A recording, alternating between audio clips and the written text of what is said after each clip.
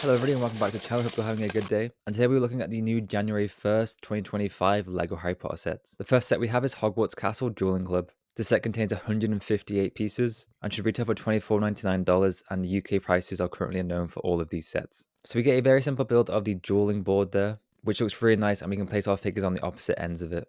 And it also looks to be a feature where you can push in one side and the opposite minifigure will go flying off. So it's a very simple build, but I think it looks pretty good, and I love the purple floor. We get 4 minifigures. Harry and Draco look to be reused, but we get a brand new Lockhart in his dueling outfit, and it's a really great torso and face print, and he also uses the new rubber cape there. And we get Snape, who I believe he's new. I think he has additional arm printing there, which I'm not sure other minifigures have. So I think this is a solid set. It's quite expensive for the amount of pieces you get. The next set we have is Hogwarts Castle Charms class. The set contains 204 pieces and should retail for $19.99. So this is based on the first movie with the first Wingardium Leviosa, which is a really fun and iconic scene. So taking a look at the build, we get a small little classroom build, which I think actually looks really good for the amount of pieces and for the price of the set. We get a desk for Ron and Hermione and a blackboard there. And we also get a small desk for Flitwick, which has a translucent piece to show the feather floating, which is a nice little addition. We get 3 minifigures. We get Ron and Hermione, who we've seen pretty much 100 times. But we do get a new Professor Flitwick, who looks really good.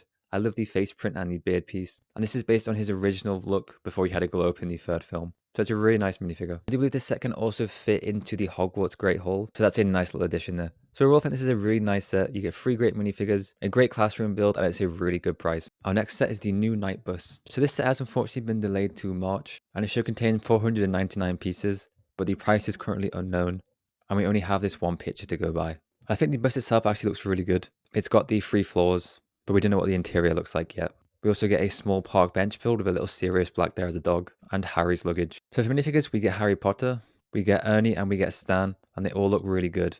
And apparently the set is also supposed to include a sleeping witch, but she must be in the interior. So overall, a really nice set. Hopefully it's not too expensive. Our next set is the Hogwarts Castle Flying Lessons. This set is releasing January 1st. It should contain 651 pieces, and the price is also currently unknown. So the build, we get a small section of Hogwarts Castle, and honestly, I think it looks pretty good. I like the little tower build on the right hand side, and you can also fold it up for a different look, which also looks really nice. And I assume that it can also connect to previous Hogwarts Castle sets. Then taking a look at the interior, it is quite empty looking, but you get quite a nice room which comes with lots of different Quidditch equipment, like the different balls and the hats there, which looks really nice. On the right side, we get a few other rooms, and I think one of them is supposed to be McGonagall's office, but I could be wrong there. And you can also replace the rooms by pulling them out and putting in these smaller sets. So for example, the Charms Castle can actually fit in those rooms, which is kind of a cool little feature. So the set itself, I think, looks really good. The castle build is decent. I like how you can replace the different classrooms there, and also how you can stick Neville on top of the castle there stuck. For minifigures, we get Professor Hooch, who we don't often get, and she looks really good. I love the face with the goggles there. We get Harry, Draco, and Neville, pretty much their standard look. We also get a McGonagall, who looks really good, and then Oliver Wood, who we don't often see, and he's another nice minifigure. So overall, another really solid set, just hopefully not too expensive. And up next, we have a bit of a curse set. We have Hagrid and Harry's motorcycle ride. This set contains 617 pieces, and the retail price is $49.99. And yeah, this thing is extremely cursed looking. And this continues LEGO's trend of making horrifying looking buildable figures. I think the bike itself and the sidecar actually looks really nice. I love the blue color they used there. And Hagrid looks somewhat normal. I like the use of the big figure hands. It's a really creative idea.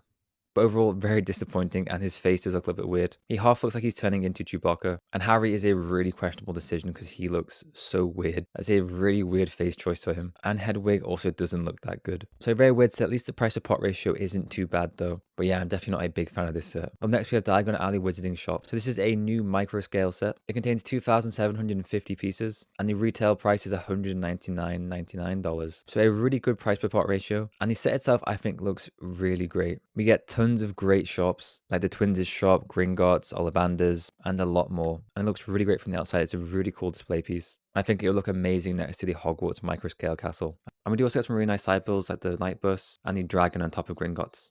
But because it is microscale, a lot of the interiors do look quite cramped and confusing, but obviously that's to be expected because they just don't have the space available. But they each all do have a different interior build, and we do also get 12 micro minifigures. But we get a bunch of the Weasleys, Harry, I think that's Lucy, we get Ollivander, and I think that is Lockhart there. So a great selection of micro figures. So it's a really cool looking set. It's also a really great size for being micro scale, and makes for a really great display piece. Finally, we have Malfoy Manor, which contains 1,601 pieces, and the retail price is $149.99. So this is the first time getting Malfoy Manor in LEGO form, And honestly, I think it looks really great, especially from the outside. It's really gothic and cool looking, and I love the color scheme and the snake sticking out there. Reminds me a lot of Arkham Asylum. It's just a really great design. I also love the statue and the fountain, as well as the opening gate there with the gargoyles on top. I think the only disappointment is the inside. It's only 4 studs long, so it's incredibly small and cramped. And because of that, the inside builds do suffer. So we get a small little basement design. I think in the top right, it's supposed to be an organ or a piano.